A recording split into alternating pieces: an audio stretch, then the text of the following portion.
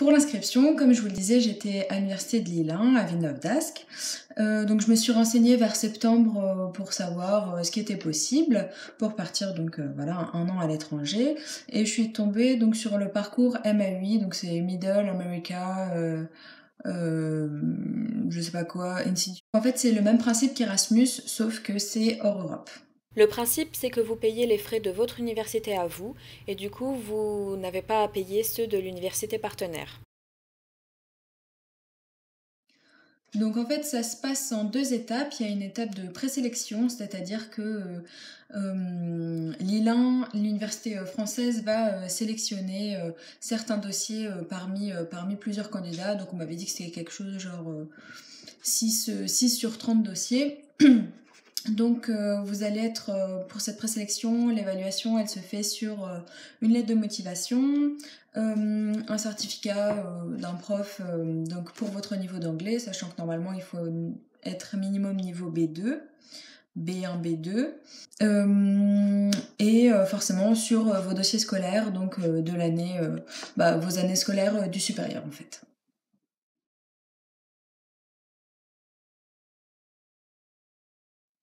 Donc j'ai donné ma candidature en début d'année scolaire, j'entends.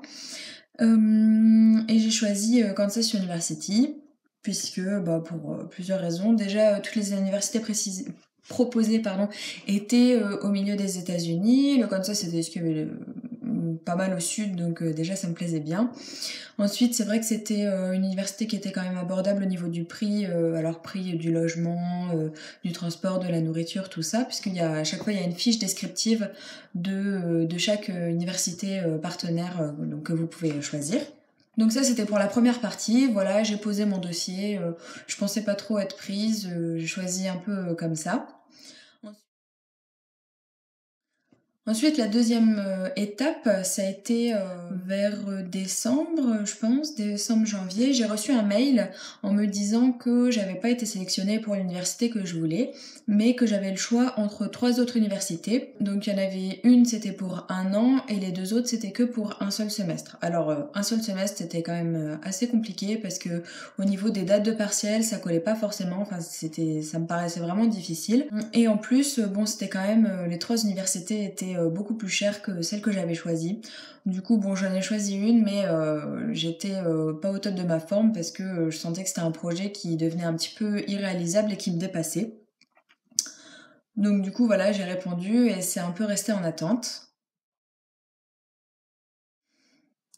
Et pendant le mois de mars-avril, j'ai reçu ma présélection. Donc j'ai reçu un mail de Lila en disant que j'avais été présélectionnée pour l'université du Kansas. Donc c'est-à-dire la première que j'avais choisie. Donc je sais pas pourquoi en plein milieu il m'avait demandé de choisir entre 3 autres universités.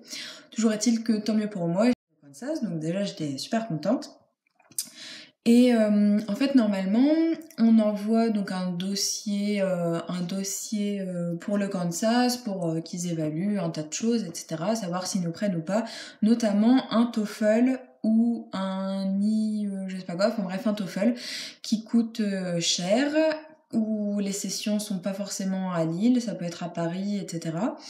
Et du coup j'avais peur de vraiment pas avoir le niveau pour le TOEFL.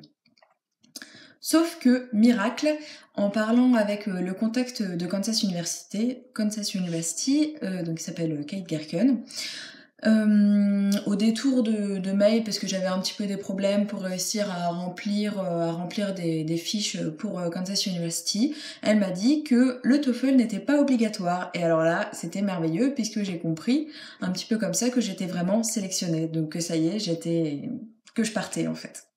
En faisant ça, vous pouvez aussi avoir le label international, donc c'est quelque chose en fait qui va être ajouté en option à votre master quand vous l'aurez. Pour ça, il faut avoir effectué plusieurs mois donc à l'étranger dans le cadre d'un stage ou d'un séjour d'études, valider une semaine, en fait c'est une semaine de cours qui s'appelle module interculturel, et valider un niveau B2. Et donc c'est toujours un plus sur votre master en fait.